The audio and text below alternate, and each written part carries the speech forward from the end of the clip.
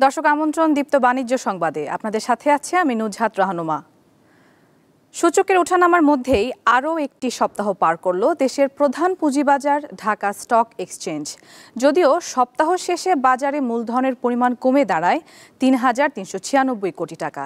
এদিকে চলতি বছরেই শেয়ার বাজারে নতুন বিদেশি বিনিয়োগ আসছে বলে জানালেন ডিএসসি ব্রোকার্স অ্যাসোসিয়েশনের সভাপতি সাইফুল ইসলাম। দেশের প্রধান পুঁজিবাজার ঢাকা স্টক এক্সচেঞ্জে সপ্তাহের প্রথম কার্যদিবসে ৭৬০ কোটি টাকা লেনদেন দিয়ে শুরু হলেও সপ্তাহ শেষে তা কমে দাঁড়ায় ৭০৩ কোটি টাকায়। ফলে সপ্তাহ শেষে গড় লেনদেন গিয়ে ঠেকে ৬৮৮ কোটি টাকায়। এছাড়া সপ্তাহের শেষে মোট বাজার মূলধনের পরিমাণ কমে দাঁড়ায় ৩,৩৯৬ কোটি টাকায়।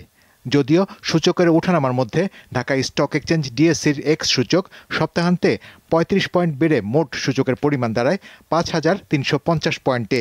এই সপ্তাহ প্রথম দিকে একটু খারাপ গেছে, কিন্তু পরে যে লাস্টে কয়েকটা দিন খুব ভালো গেছে, খুব ভালো এবং আমাদের জন্য খুব ভালো। এটা বাজার উন্নয়নের জন্য এখানে আপনার যারা বাজার কর্তৃপক্ষ আছে তারা বাজারকে ডেভেলপ করার জন্য প্রত্যেকটা সেক্টরে কাজ করতে হবে। এদিকে ব্রোকারেজ হাউসগুলো বলছে চলতি সপ্তাহে লভ্যাংশ তুলে নেওয়ার চাপও ছিল। সপ্তাহের শুরুতে যে সেলটা স্লাইটলি হায়ার ছিল বাই ভলিউম থেকে, তো আমি আশা করছি যে সেই ধারা থেকে আমরা বেরিয়ে আসছি এবং সপ্তাহের শেষ কার্যদিবসে আমরা দেখতে পাচ্ছি যে বাই ভলিউমটা স্লাইটলি হায়ার দেন সেল। তবে সব মিলিয়ে শেয়ার বাজারের বর্তমান অবস্থাকে ইতিবাচক হিসেবেই দেখছেন বিশ্লেষকরা। এছাড়া বছর শেষে বাজারে নতুন বিদেশি বিনিয়োগকারী আসবে বলেও জানিয়েছে ডিএসসি ব্রোকারেজ অ্যাসোসিয়েশন। আমরা আশা করছি আমরা এই বছর শেষের থেকে বা এই বছর থেকে আমরা হয়তো will see the result of the efforts that we have made and hopefully from 2026 will see a robust confidence of the foreign investors in our market. এদিকে বাজারে বিনিয়োগকারীদের দেখে শুনে বুঝে বিনিয়োগের পরামর্শ দিচ্ছেন বাজার বিশ্লেষকেরা। শাহরিয়ার ইমন, দীপ্ত সংবাদ, ঢাকা।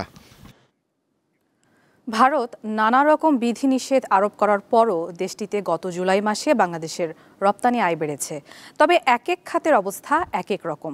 তৈরি পোশাক, প্লাস্টিক সহ কয়েকটি পণ্যের রপ্তানি বেড়েছে। অন্যদিকে অনেকটাই কমেছে পাট ও পাটজাত পণ্য এবং খাদ্যপণ্য রপ্তানি।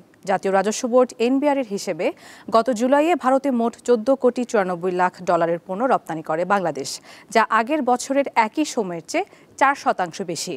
রপ্তানি উন্নয়ন ব্যুরো ইপিবির হিসেবে ২০২৪-২৫ অর্থ বছরে ভারত ছিল বাংলাদেশের অষ্টম বড় রপ্তানি বাজার। দেশটিতে ওই অর্থ বছরে ১৭৬ কোটি ডলারের পণ্য রপ্তানি হয়, যা আগের অর্থ বছরের চেয়ে ১২.৪৩% বেশি। ভারত থেকে বাংলাদেশের মোট রপ্তানি আয়ের ৩.৬৫% আসে। ভারতের তুলনায় বাংলাদেশের বড় বাজারগুলো হলো যুক্তরাষ্ট্র, জার্মানি, যুক্তরাজ্য, স্পেন, ফ্রান্স, নেদারল্যান্ডস ও পোল্যান্ড।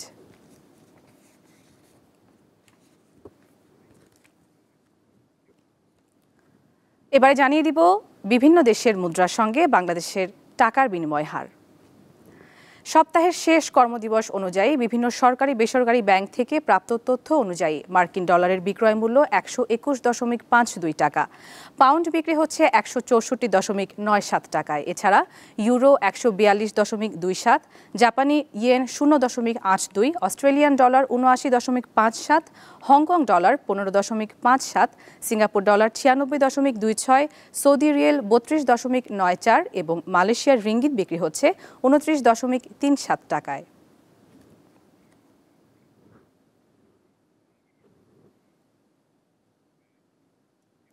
আন্তর্জাতিক বাজারে অপরিশোধিত জ্বালানি তেলের দাম আজও প্রায় অপরিবর্তিত রয়েছে। আগস্টের মাঝামাঝি এসেও দাম $৭০ নিচে অবস্থান করছে। আজ যুক্তরাষ্ট্রে ব্যারেল প্রতি অপরিশোধিত জ্বালানি তেল বিক্রি হচ্ছে ৬২.৮০ মার্কিন ডলারে। এছাড়া ওপেক বাস্কেটে বিক্রি হচ্ছে ৬৭.৮৩ মার্কিন ডলারে। ভারতে এই মূল্য ৬৭.29 এবং দুবাইতে বিক্রি হচ্ছে ৬৯.08 মার্কিন ডলারে। বাঙালি ঐতিহ্যের সঙ্গে কাঁসা পিতলের সম্পর্ক আদি ও অনন্য। ঢাকার ধামরাইয়ে রথের পাশের সাদা রঙের বণিক বাড়ির লোকজন প্রজন্মের পর প্রজন্ম ধরে কাঁসা শিল্পের সঙ্গে জড়িত। আর এই পরিবারের পঞ্চম প্রজন্মের শিল্পী সুকান্ত বণিক, যিনি তার ভাস্কর্যের মাধ্যমে ধামরাইয়ের নাম পৌঁছে দিচ্ছেন দেশের গণ্ডি পেরিয়ে বিদেশে। কাঁসা শিল্প নিয়ে 3 পর্বের ধারাবাহিক প্রতিবেদনের আজ দেখুন শেষ পর্ব। এটাই সুকান্ত বণিকের ১২৫ বছরের পুরনো বাড়ি। এর নিচতলার প্রায় প্রতিটি ঘর জুড়ে রয়েছে কাঁসা ও পিতলের শিল্পকর্ম। দেবদেবীর মূর্তি থেকে শুরু করে আছে অসংখ্য অ্যান্টিক পিস। এখানে দাবার বোর্ডের রাজা, সৈন্য, ঘোড়া, প্রতিটির পেছনে আছে সূক্ষ্ম হাতের কারুকাজ ও দীর্ঘ সময়ের শ্রম। ধামরাইয়ে চলে লস্ট ওয়াক্স পদ্ধতিতে ভাস্কর্য নির্মাণ। মোমের অবয়ব থেকে শুরু করে বালুমাটির প্রলেপ আর শেষে পিতলে ঢালাই, প্রতিটি ধাপেই ফুটে ওঠে শিল্পীর সৃজনশীলতা। সুকান্ত বণিকের এই ধামরাই মেটাল হ্যান্ডিক্রাফটসের অ্যান্টিক জাতীয় জিনিসের দাম নির্ভর করে কারুকার্যের উপর ভিত্তি করে। দেশে অবহেলিত হলেও বিদেশি ভাস্কর্য প্রেমীরা প্রতি বছরই ঘুরে যান এই কাঁসাপল্লীতে। এমনকি যুক্তরাষ্ট্র, সুইজারল্যান্ডেও প্রদর্শিত হয়েছে সুকান্ত বণিকের শিল্পকর্ম। বিশ্বের বিভিন্ন দেশের যারা ট্যুরিস্ট আছেন এবং বাংলাদেশের যে বিভিন্ন দূতাবাসগুলো আছে ওইখানকে যারা কাজ করেন তারা আসেন দেখতে। ইদানিং নানা জটিলতায় বিদেশিদের না আসা ও বহির্বিশ্বে রপ্তানির জটিলতা থাকায় অনেকটাই মুখ থুবড়ে পড়েছে এই শিল্প, এমনটাই জানান এই শিল্পী। ইদানিং ওইভাবে আমাদের এইখানে যে বিদেশিদের যে আনাগোনা ছিল, যেটা আগে এই শিল্পটাকে তারা বাঁচিয়ে রেখেছিলেন, তা এখন তাদের উপস্থিতি অনেক কম। কখনো র মেটেরিয়াল থাকে না, কখনো পিতল, কাঁসা ভাঙারি যেটা বলি আমরা, সেই জিনিসটা থাকে না। এগুলোর দাম অনবরত বেড়ে যাচ্ছে, যার কারণে আস্তে আস্তে কারখানাগুলো মুখ থুবড়ে পড়ে যাচ্ছে। এই ঐতিহ্যবাহী শিল্পকে বাঁচিয়ে রাখতে সরকারের সহযোগিতা আশা করেন সুকান্ত। দীপ্ত, বার্তা কক্ষ। ভালো নেই দিনাজপুরের চুন তৈরির কারিগররা। জলাশয় কমে যাওয়ায় হ্রাস পেয়েছে চুন তৈরির মূল উপকরণ শামুক ঝিনুকের উৎপাদন, সেই সঙ্গে বাড়ছে জ্বালানি খরচ। এতে দিন দিনই কমছে চুনারিদের সংখ্যা। ভিন্ন পেশায় ঝুঁকছেন অনেকেই। যারা এখনও চুন তৈরির ঐতিহ্য ধরে রেখেছেন তারা চান স্বল্প সুদে ঋণ সহায়তা। শামুক ও ঝিনুকের খোলস আগুনে পুড়িয়ে ধাপে ধাপে নানা প্রক্রিয়ায় তৈরি হয় খাওয়ার উপযোগী চুন। জলাশয় থেকে শামুক ও ঝিনুকের খোসা সংগ্রহের পর বাছাই করে পরিষ্কার পানিতে ধুয়ে রোদে শুকানো হয়। এরপর কাঠখড়ির জ্বালানি দিয়ে মাটির বড় চুলায় পোড়াতে হয়। 5 থেকে 6 ঘন্টা পর তাতে পানি মিশিয়ে রেখে দিলেই তৈরি হয় চুন।